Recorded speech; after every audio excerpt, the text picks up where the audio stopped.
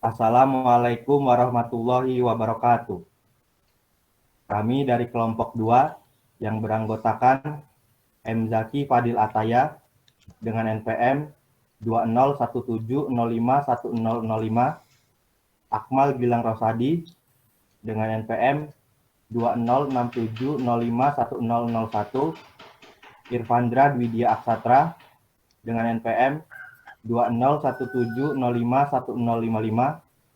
Evida Rahmah dengan NPM 2057051008, Muhammad Fikri Bara dengan NPM 205705010125 akan mempresentasikan physical layer.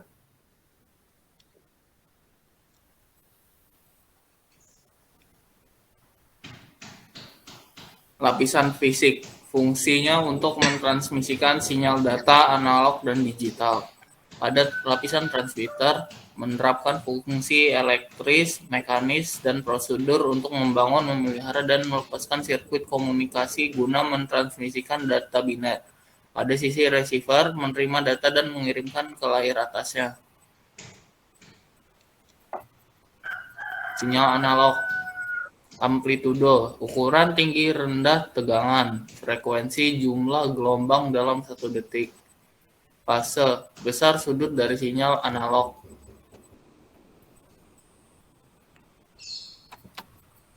Sinyal digital, sinyal dalam bentuk pulsa 0 dan 1, tidak terpengaruh oleh draw, hanya mencapai jarak relatif dekat.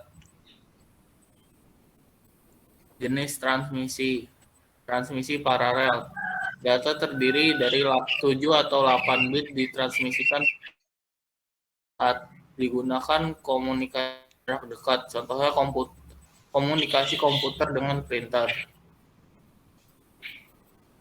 Transmisi serial, data dikirimkan bit per bit secara berurutan.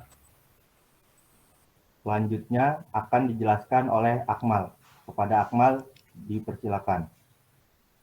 Di sini saya akan melanjutkan dari saudara Zaki. Di sini ada satuan transmisi. Mutu jalur transmisi ditunjukkan oleh bandwidth-nya. Bandwidth menunjukkan ukuran kapasitas jalur transmisi yang dinyatakan.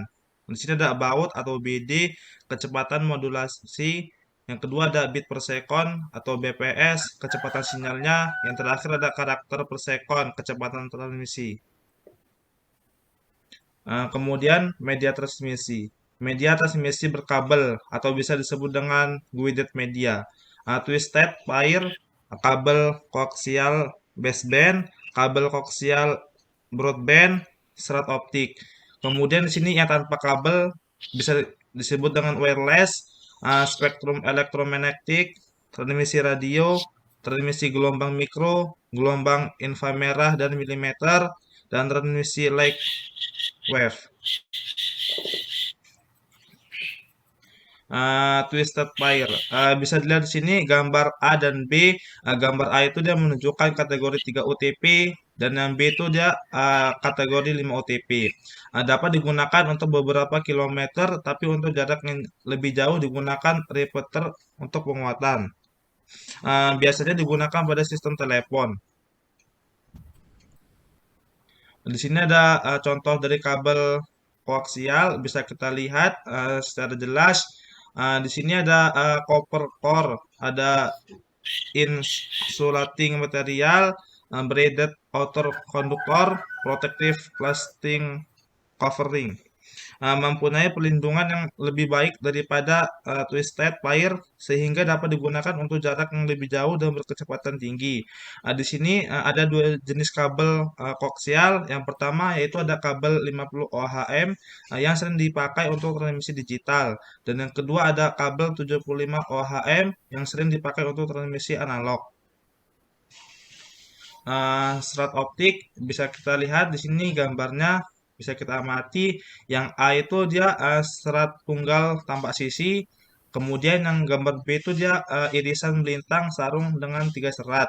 Kemudian dari gambar A dan B itu dapat disimpulkan dapat menyalurkan informasi dengan kapasitas besar, gelombang pembawanya sinar atau cahaya laser. Sistem transmisi optik itu memiliki 3 komponen. Yang pertama ada sumber cahaya, media transmisi, dan detektor. Kemudian sumber cahaya itu dia menerima sinyal listrik menjadi cahaya. Media transmisi itu dia mentransmisikan cahaya, detektor pengubah cahaya yang jauh menjadi pulsa listrik.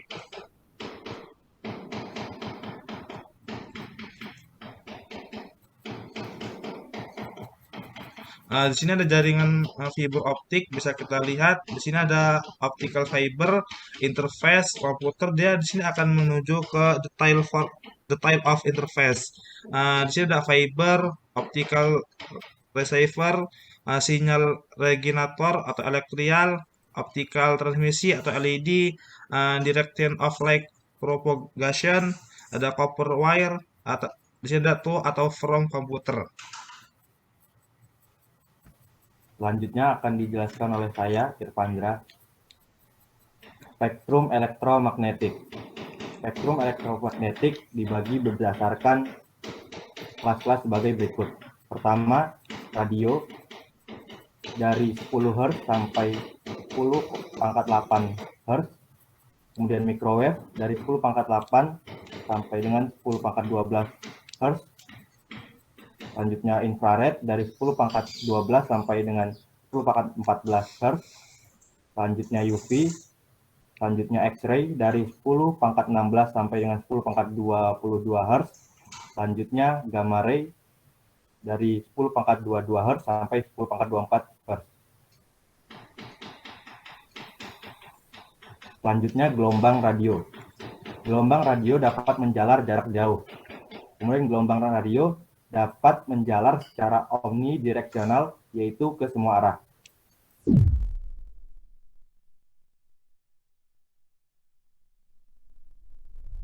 Frekuensi rendah dapat melewati penghalang dengan baik.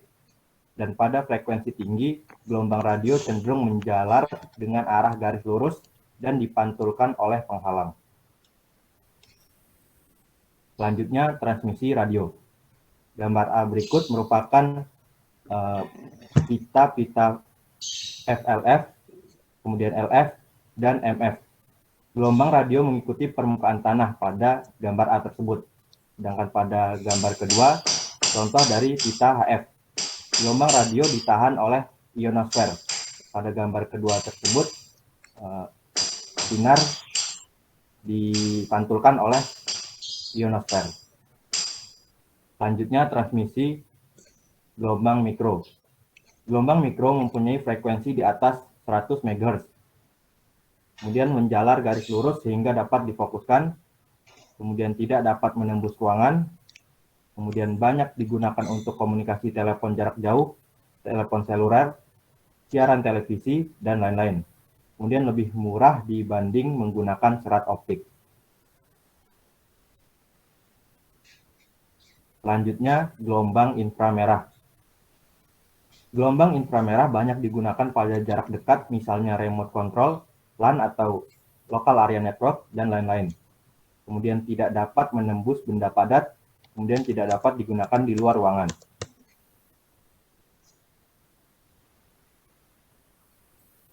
Selanjutnya, transmisi sinar laser. Pada gambar berikut terdapat dua gedung, di mana pada gedung pertama terdapat fotodetektor untuk mendeteksi cahaya, kemudian pada gedung kedua terdapat laser.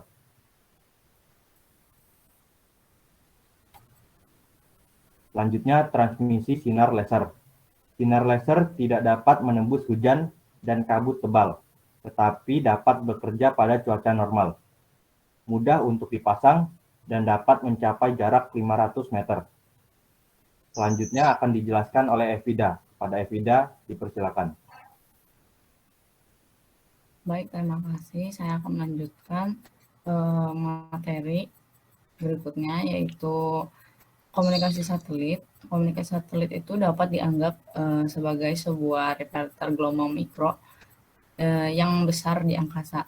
Juga komunikasi satelit ini memperkuat sinyal, kemudian membroadcast-kannya ke frekuensi yang lain. Terus dapat mengcover sebagian permukaan bumi. Di sini ada gambar komunikasi satelit FSAT menggunakan 1 hub. Terus di sini ada satelit orbit rendah. Pada gambar A ini, satelit Iridium dengan 6 buah kalung mengitari bumi. Terus yang gambar B ini ada 1628 sel yang mengitari permukaan bumi. Terus di sini ada satelit orbit rendah yang dimana di gambar A ini ada satelit Switch in Space. Terus di gambar B ini ada Band Pipe Satellite dan Switch on the Ground. Selanjutnya satelit orbit rendah atau biasa disebut Iridium. Satelit orbit rendah ini satelit yang berada pada posisi ketinggian pada 780 km. Dan juga satelit orbit mempunyai 6 buah kalung satelit. Juga setiap satelitnya ini mempunyai 48 spot beam. Terus di sini ada gambar struktur sistem telepon. Pada gambar A, sistem telepon ini menggambarkan jaringan interkoneksi penuh. Yang B itu menggambarkan switch sentralisasi. Yang C sistem telepon terkait hierarki 2 tingkat. Lalu ada route rangkaian jarak menengah, yaitu dari telepon ke end office. Di telepon ke end office itu ada loop local loop, lalu end office toll office-nya ada toll connection trunk, dari toll office ke intermediate switch office, ke toll office lagi itu dihubungkan dengan very high bandwidth interval tracks, lalu dari toll office ke end office ada toll connecting track lagi, kembali lagi kayak pertama, terus end office ke telepon ada local loop.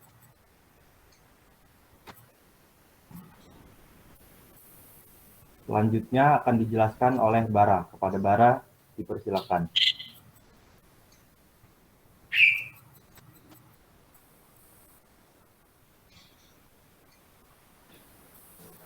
Keuntungan sinyal digital dibanding analog.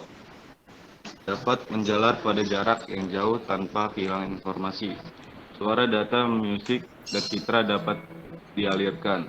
Dimungkinkan memperoleh laju data yang lebih besar pada penggunaan media kabel yang sama. Lebih murah karena tidak perlu memproduksi gelombang analog secara akurat. Pemeliharaan sistem analog lebih murah. Konversi sinyal analog dan digital bagi hubungan dua buah komputer. Pertama ada komputer, lalu modem, dan local loop, kemudian codec, end office, medium bandwidth trunk, lalu control office, dan high bandwidth trunk. Kemudian ada ISP2, digital line up to 10.000 local loop, dan codec, lalu modem bank, dan ISP1. Modem. Contoh modem yang pertama ada A, binary signal, dan B, amplitude modulation, kemudian ada C, frequency modulation, dan D, phase modulation. Frequency division multiplexing, yang pertama ada A, the original bandwidth, dan B, the bandwidth pressured in frequency, C, the multiplexed channel.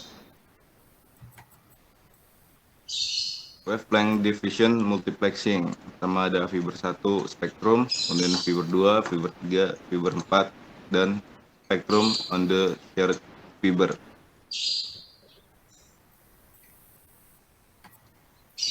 Terima kasih. Cukup sekian dari kami. Jika ada salah kata mohon dimaafkan. Terima kasih. Wassalamualaikum warahmatullahi wabarakatuh. Waalaikumsalam warahmatullahi wabarakatuh.